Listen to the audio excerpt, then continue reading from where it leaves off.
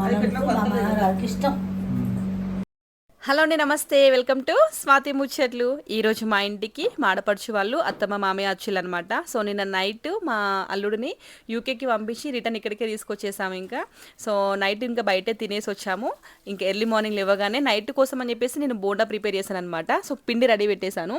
ఇంకా నైట్ బయటే తిన్నాం కాబట్టి ఎర్లీ మార్నింగ్ అయితే బోండా టిఫిన్ చేస్తున్నాము. ఈరోజు అట్లాగే సండే కాబట్టి సండే స్పెషల్స్ ఉండాలి కదా. ఇంకా ఫస్ట్ అయితే టిఫిన్ చేసి టీ తాగిన తర్వాత స్పెషల్స్కి అయితే వెళ్ళిపోవాలి. ఇంకా నేను ఒక్కదాన్నే కష్టపడుతున్నా అని చెప్పేసి మా ఆడపడుచు వచ్చి నాకు హెల్ప్ చేస్తుంది కిచెన్ రూమ్లో. సో ఒక పక్క టీ పెట్టిల్లనమాట. సో ఇప్పుడే అందరూ మంచిగా ఫ్రెష్గా బ్రష్ చేసుకొని వచ్చిళ్ళు. ఫస్ట్ అయితే మా సైడ్ అయితే టిఫిన్ ఉన్నా కూడా ఖచ్చితంగా టీ పడాలన్నమాట. టీ తాగిన తర్వాతనే ఆ డే స్టార్ట్ అయ్యిద్ది.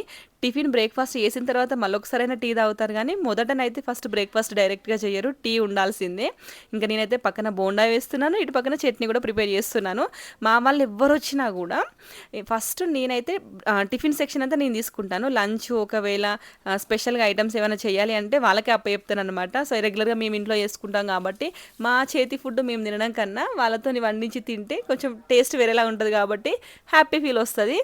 మళ్ళీ మన ఇంటికి అంటే హైదరాబాద్లో ఉన్నప్పుడు చుట్టాలు రావడమే చాలా రేర్ అనిపిస్తుంది. అంటే మా ఇంటికి చుట్టాలు వచ్చినప్పుడు అయితే మాకు మస్తు హ్యాపీగా అనిపిస్తుంది అనమాట. ఎవరు వచ్చినా కూడా మేము ఫుల్ఫిల్గా హ్యాపీగా మాకు తోచింది అంటే మాకు ఎంత పాసిబుల్ అయిద్దో అంత 100% ఇచ్చి చూసుకుంటాము. సో ఇంకా వాళ్ళకి టీ ఇచ్చేసి మళ్ళీ టీకి బ్రేక్ఫాస్ట్కి టైం రావద్దు, అంటే ఆ మధ్యలో గ్యాప్ రావద్దు అని చెప్పేసి ఒక పక్క టీ తాగుతుండే నేను ఇంకా బ్రేక్ఫాస్ట్ చేసేస్తున్నాను. అప్పటికే లేసింది 8:30కి కదా. ఊళ్ళలోనైతే 5కి అట్లా లేస్తారు కాబట్టి 7 వరకు అత్తమ్మ మామయ్యకి బ్రేక్ఫాస్ట్ ఇచ్చేస్తుంది. ఇంక ఇక్కడ లేట్ అయిపోయిందని చెప్పేసి ఫాస్ట్గా చేస్తున్నాను. నేను చేసే బ్రేక్ఫాస్ట్ అంతా కూడా మా వాళ్ళకి మస్తు ఇష్టం అనమాట. సో బ్రేక్ఫాస్ట్ అన్నీ కూడా మంచిగా చేస్తాను. ఇంకా నేను వాళ్ళకి టీ ఇచ్చేసిన తర్వాత టీ తాగి వాళ్ళు ఇంకా మంచిగా ముచ్చట్లు పెట్టుకుంటున్నారు. వచ్చినప్పటికీ ఇప్పటికి మా ఇల్లు మొత్తం చేంజ్ అయిపోయిందంట. అంటే చాలా రోజులు అయిపోతుంది కదా, చాలా రోజుల తర్వాత వచ్చి చూస్తే అట్లనే అనిపిస్తుంది మనం ఎవరైనా ఇంటికి వెళ్తే. యాక్చువల్గా వాయిసే పెడదాం అనుకున్నాను, కాకపోతే మొత్తం ఏంటో బ్యాక్గ్రౌండ్ వాయిస్ అంతా డిస్టర్బ్గా ఉందన్నమాట. సో అందుకని చెప్పేసి మొత్తం మళ్ళీ తీసేసాను. అట్లా వాయిసే అప్లోడ్ చేద్దాం ఈసారి, ఇంకా మన ఛానల్లో ఒక్కసారి కూడా అట్లా వాళ్ళేదని చెప్పేసి అనుకున్నాను. అంత బ్యాక్గ్రౌండ్ మస్తు నాయిస్ వచ్చింది, అందుకే తీసేయాల్సి వచ్చి నేను మళ్ళీ వాయిస్ ఓవర్ ఇస్తున్నాను అనమాట. బోండా అంటే ఇన్ని వేసుకుంటారని చెప్పేసి అనుకోకండి, నేను చేసేవి చాలా చిన్నగా చేస్తాను. ఎందుకంటే లోపల మనము హోటల్స్లలో తింటే ఉడకదు కదా.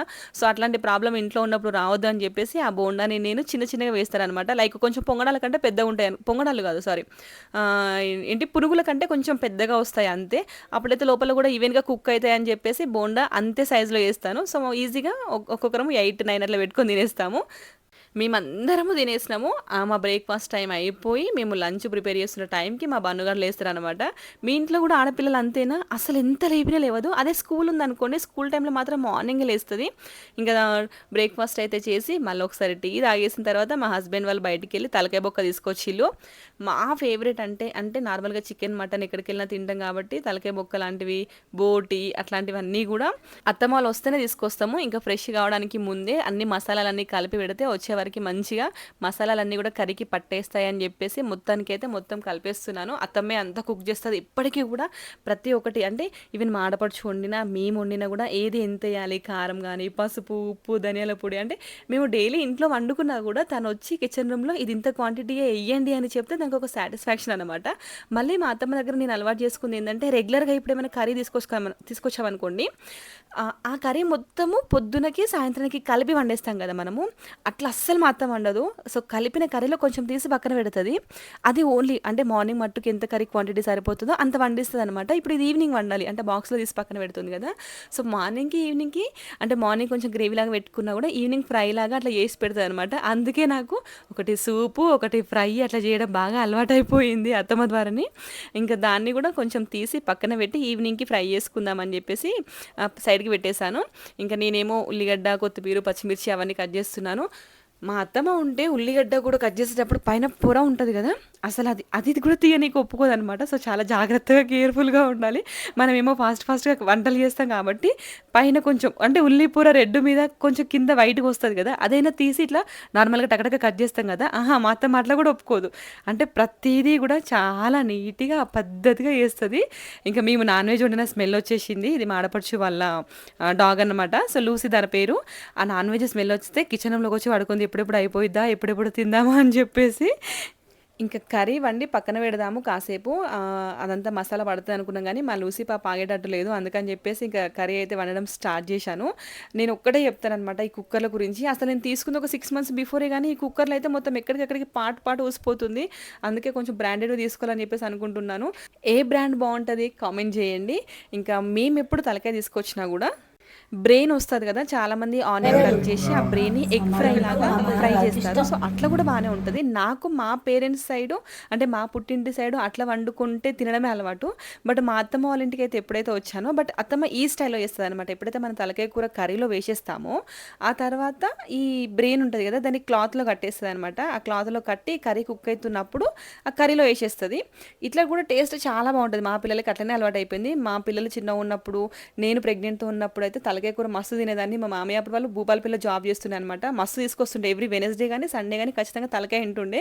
అప్పటి నుంచి నాకు కూడా మస్తు ఇష్టము. కడుపులో ఉన్నప్పుడు పిల్లలు తిన్నారు, బయటకు వచ్చినాక కూడా వాళ్ళకి ఇట్లనే అలవాటు. ఒకవేళ ఫ్రై చేసి ఇచ్చింది అనుకోండి అస్సలు అట్లా తినరు పిల్లలు, ఓన్లీ ఇలాగే తింటారనమాట.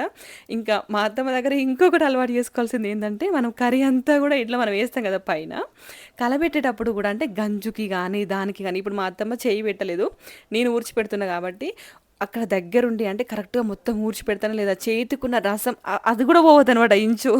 ప్రతి ఒక్కటి దాంట్లో కర్రీలో అయిపోవాలి. ఇంత కూడా వేస్ట్ కాకుండా దగ్గరుండి పని చేపిస్తుంది. మీలో ఎంతమంది మీ అమ్మమ్మలు కానీ మమ్మీలు కానీ అత్తమ్మలు కానీ ఇట్లా చేస్తారో కామెంట్ చేయండి. కానీ అలాంటివి నేర్చుకోవాలి. ఒక్కొక్కసారి నాకు కూడా అలాగే అనిపిస్తుంది. ఇంకా మేమేమో వంట చేస్తుంటే మా అక్కనేమో బన్నుగానికి ఆయిల్ పెడుతుంది. ఆ తర్వాత బిన్నుగానికి అంటే బన్ను స్కూల్కి వెళ్తుంది కదా, కొంచెం పెయిన్లు ఉన్నాయన్నమాట. సో బిన్నుగానికి పడిపోయినాయి అవి. మా అన్న అంటే మా అక్క మా అన్న ఇద్దరు కలిసి, అంటే మా సైడు ఆడపడుచున్న అక్క అని, ఆడపడుచు వాళ్ళ హస్బెండ్ని అన్న అని పిలుస్తారు. సో ఇద్దరు కలిసి వాడికేమో పెయిన్లు దుస్తున్నారు. ఎంత క్యూట్గా ఉన్నారు చూడండి. వాడికేమో పోయి టీవీ చూడాలని ఉంది, వీళ్ళేమో వాడిని ఆగబట్టి పెళ్ళి చూస్తున్నారు అన్నట్టు. ఇలా సరదాగా ఇంట్లో సాగిపోతుంది. ఇంకా ఫ్రెష్ అయిపోయి వచ్చి ఆలోపు బ్రెయిన్ కూడా అయిపోయింది. అంటే కర్రీ అంతా అయిపోయింది, నార్మల్ ప్రాసెసే కదా. ఆల్రెడీ మన ఛానల్లో తలకాయ బుక్క కర్రీ వండింది ఉంది కదా అని చెప్పేసి నేను మొత్తం షూట్ చేయలేదనమాట. సో మీకు ఒకసారి బ్రెయిన్ కుక్ అయిపోయినాక ఇట్లా క్లాత్ ఓపెన్ చేసి చూస్తే మొత్తం కుక్ అయిపోయింది అనమాట. చాలా టేస్టీగా ఉంటుంది. ఎవరైనా ట్రై చేయకపోతే ట్రై చేయండి డెఫినెట్గా. యాక్చువల్గా రా వీడియో తీద్దామని చెప్పేసి అన్నాను కదా, నెక్స్ట్ బ్లాగ్ అయినా కూడా, నెక్స్ట్ వీడియో అయినా కూడా అలా రాగా మేము ఎలా మాట్లాడుకున్నాము, ఎలా ఎంజాయ్ చేస్తామని చెప్పేసి పెట్టడానికి ట్రై చేస్తాను, నాయిస్ రాకుండా. సో డెఫినెట్గా మన ఛానల్ని ఫస్ట్ టైం చూస్తున్న వాళ్ళు ప్లీజ్ సబ్స్క్రైబ్ చేసుకోండి. 1 lakh దగ్గరలో ఉన్నాము. సిల్వర్ ప్లే బటన్ కోసం ఐఎమ్ వెయిటింగ్ ఈగర్గా. సో డెఫినెట్గా మన ఛానల్ని ఫస్ట్ టైం చూస్తున్న వాళ్ళు సబ్స్క్రైబ్ చేయండి. అత్తమ్మ గురించి మంచి వీడియోస్ రాబోతున్నాయి. ఇంకా అత్తమ్మ నేను ఇద్దరం కలిసి ఎలా ఉంటాము ఏంటి అని చెప్పేసి. సో ఖచ్చితంగా మన ఛానల్ని ఫాలో చేయండి. ఇంకా హ్యాపీగా అందరం కలిసి ఇలా తింటున్నాము. అవును, సండే స్పెషల్స్ మీ ఇంట్లో ఏంటి? డెఫినెట్గా కామెంట్ చేయండి. Thank you and by. మరొక వీడియోతో మళ్ళీ కలుస్తాను.